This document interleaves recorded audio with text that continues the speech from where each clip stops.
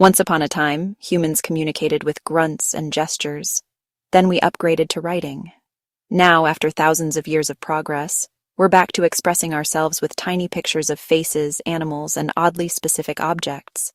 Seriously, who asked for the shrimp emoji? Welcome to the world of emojis, a place where your deepest emotions are summarized in a yellow circle with jazz hands. But beyond their cute simplicity, emojis raise some surprisingly deep philosophical questions.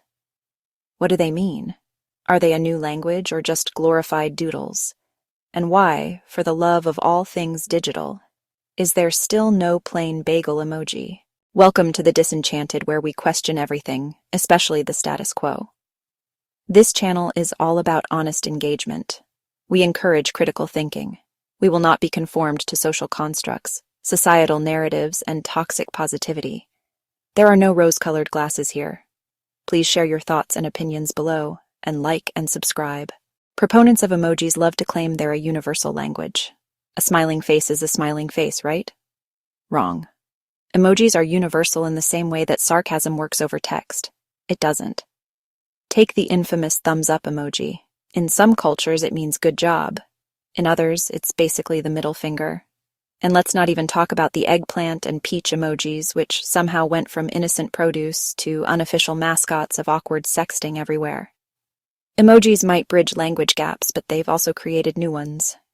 Because apparently nothing says lost in translation like a taco icon. And then there are the niche emojis, the ones you send and immediately get a confused reply. Use a kangaroo emoji outside of Australia, and someone might think you're hinting at a very specific, very odd inside joke. Or send the sweating face to convey stress, and someone thinks you're just way too warm. Universal? I don't think so.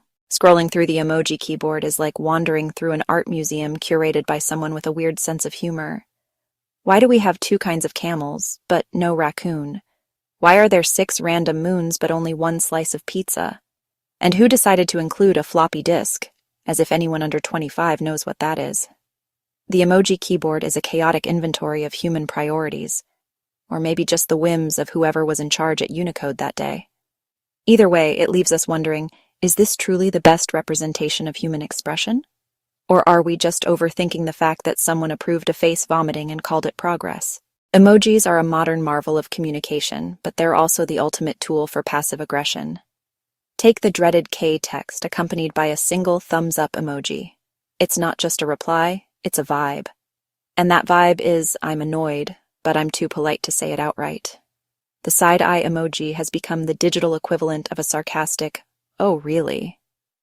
Meanwhile, the skull emoji doesn't just mean death anymore. It's also shorthand for I'm laughing so hard, I've transcended humor and left this mortal plane. Then there's the laughing crying face, which has become so overused that it no longer means you're laughing. It's the emoji equivalent of smiling while screaming internally. Emojis let us say a lot without saying anything, which is convenient but also deeply unsettling. If there's one thing emojis teach us, it's that context is everything. A simple heart emoji can mean love, support, or I'm just trying to end this text thread without sounding rude. A fire emoji might mean something is awesome or that it's literally on fire, but context isn't always easy to nail down. Send a random string of emojis, like a bee, a flower, and a skull, and people will start reading into it like it's a text from Nostradamus. What do they mean? Is it a code? Are you okay?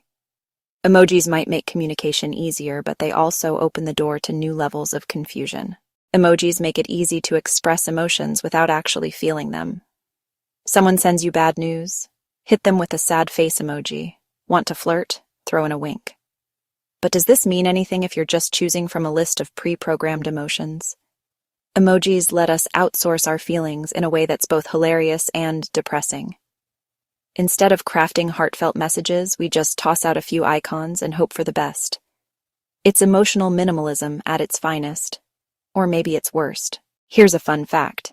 A group called the Unicode Consortium decides which emojis make it to your keyboard.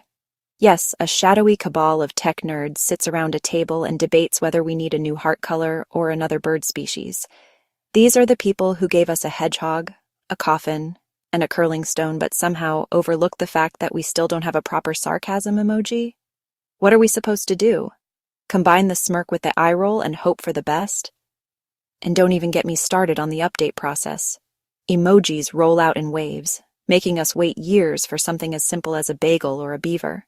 It's like the tech world's version of rationing emotions. It's like they're playing emoji roulette with our feelings.